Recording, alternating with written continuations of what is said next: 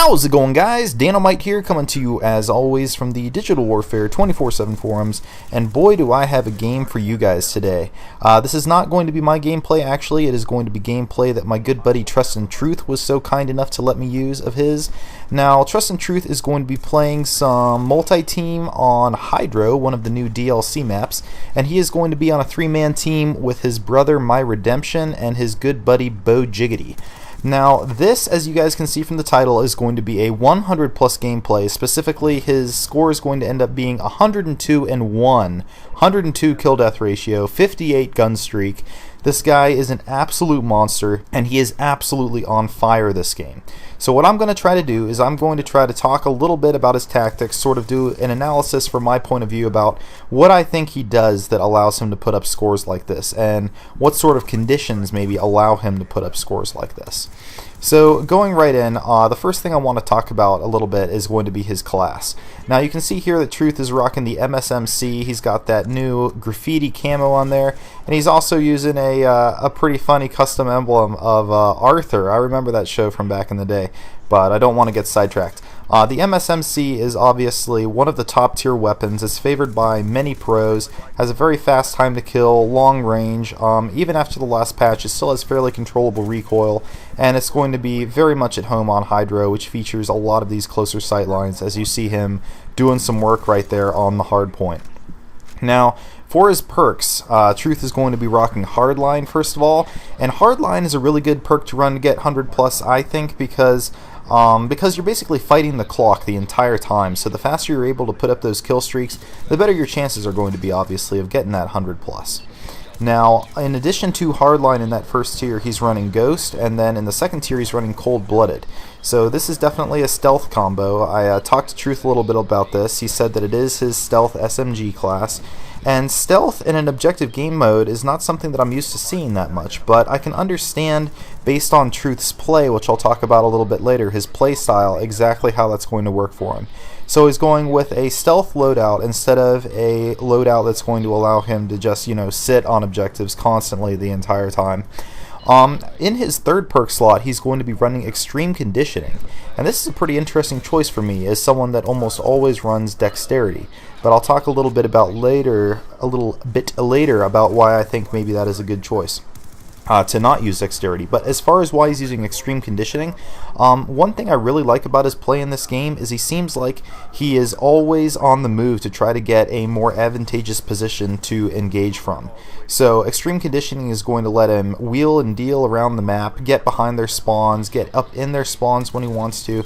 It's going to give him a lot more options as far as where he can engage from. Now, moving on to his kill streaks, he's using the VSET obviously, but this is not a swarm loop gameplay where players just put up a swarm and each swarm gets them something crazy like 20, 25 kills. He's actually using the Warthog and the escort drone. Now, the Warthog is an awesome choice because it's extremely difficult to get shot down, and even the escort drone, even though it's much easier to shoot down, it's still pretty nimble and can dodge around the map a good bit. Also, the Warthog is capable of absolutely wrecking on maps like this. As you can see, he's just getting quads, he's getting 5, 6, tons of kills with each Warthog he calls in. So that is going to be something. He wants to rack up that kill streak, that kill count rather, really fast to get that 100 plus. Those kill streaks are really going to help him out. Now, a really interesting thing I noticed about his loadout is that he isn't using any lethal or tacticals. Now, he is running Scavenger, which I actually forgot to mention in the perk section. That's obviously because he always needs to have ammunition on him if he's going to go on these long streaks and get the 100 plus. But the reason why I think he's choosing not to use a lethal or a tactical is that if you start to depend on those things and your scavenger bags become a little bit more intermittent, you're not going to always be able to play a playstyle that depends on tactical grenades, say tossing stuns around corners and stuff like that. And another reason why I think is that throwing stun grenades and throwing C4, even if you're using fast hands, which he doesn't have here, is going to leave you pretty vulnerable. It's a time when your gun is down, you're going to be able to be shot. So that's a pretty big reason why I think Truth is choosing to load up on perks and to load up his gun. Now, I don't think I mentioned exactly what attachments Truth is running on this gun, and in this particular game he's using the suppressor and fast mags. The suppressor obviously goes along with the idea of this being a stealth build. but the fast mags actually plays into some of Truth's tactics, which is sort of the second section I want to discuss here.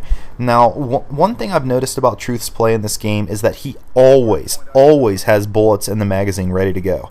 Part of that is because he's running fast hands on the MSMC, part of that has to do with the fact that he's running scavenger, but there are even some other better things that Truth is doing in this match. One of them is the fact that he picked up a SCAR-H.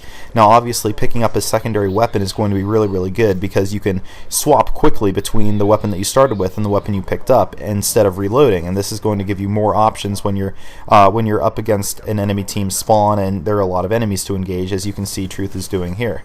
But one reason why I think he especially was happy to pick up a SCAR is that it nicely complements his MSMC, because his MSMC is going to be very good at close to medium range, but the SCAR is going to dominate from medium to long range. So you'll see throughout this gameplay Truth favoring one or the other depending on the environment that he's in, whether he's at close range or long range, and that's really smart play in my opinion. Now, another thing that I've noticed about Truth is, I was saying earlier, and I said I'd come back to this, the fact that he isn't running like a stereotypical flak jacket, tac mask type objective class, even though he is playing hardpoint, which is obviously an objective game mode. But the reason for this is that Truth doesn't really sit on the hardpoint and defend it like some scrubs would. You know, just sit right up against the hardpoint and wait for the enemies to come. He's much better at hovering around the hardpoint. He obviously wants to get the bonus for getting defends on the hardpoint, but he isn't the kind of player who's just going to sit on the hardpoint and, you know, have grenades raining down on him.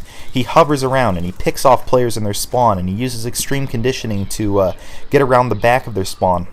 It's really a very interesting way to play hardpoint, and also the fact that he's not sitting on the objective, you know, constantly means that he's allowing some of the other teams to put up some score, and that's going to allow the game to go on a little bit more, even though I mean, they're not getting a ton of score. The game isn't even close, don't get me wrong, but yeah, Truth obviously has his priorities straight here.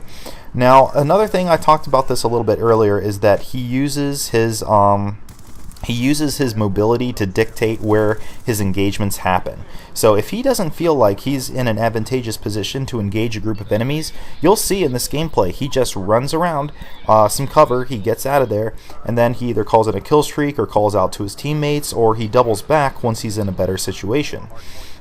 This is really smart play, and it's obviously something that you're going to need if you're going to go on those long streaks. Now, another thing I noticed that's really interesting is that he isn't using any kind of modifiers that would enhance his gun handling. I'm talking specifically about quick draw handle, about stock, about dexterity. I think I mentioned that before, that he's not using dexterity. And here's the reason why. His team has so much surveillance up that he's basing his engagements based on his positioning and where he knows the enemies are. There are so many VSATs going up, and one of his teammates is also running just a standard UAV that's coming up a lot too. And that means that Truth doesn't really have to rely on getting the drop on someone if he comes face to face with someone he wasn't expecting. He always knows where these people are, and he is going to be able to shoot the living hell out of them every time he runs into them. This is a really good plan. And besides that, this is also really good because obviously connections can be a little bit finicky in Black Ops 2. So, Truth is not relying on his connection here to save him, and he's not banking on his connection to allow him to get the drop on people. And that, again, really smart play if you want to go on extended streaks and so forth. Now, here's a couple reasons why I think this game mode in and of itself is really good for Truth to be putting up this 100+, and for anyone to be putting up 100+ in. With multi-team, the teams are split up into, obviously, you have 3 teams of 3 people. So you're going to have 3 people putting up score. That's going to mean that it takes a team longer to win. It's going to mean there are fewer teammates for you to compete with, but there'll still be the same number of enemies as if it were a 6v6. Now, I play a lot with a full 6-man party, and I know we're constantly fighting for kills. We might all go like 30-5 or something, but no one's putting up like these absolutely ridiculous scores like Truth is in this game. And I think that's definitely because Truth only has the 2 teammates with him taking kills. So he's able to really just rip into these guys and put up crazy high numbers of scores. I also think because the 6 other players are split up into 3 and 3, that this makes them a little bit less likely to quit. say one member of one team quits and then maybe like those members quit, but the other team is probably going to stick around, or at least they might, because they're like, well, we're still one team in and of ourselves. We still have a chance to pull this out and win this. And that's pretty much all I have to say about why I think multi-team is better. It's definitely a very good option.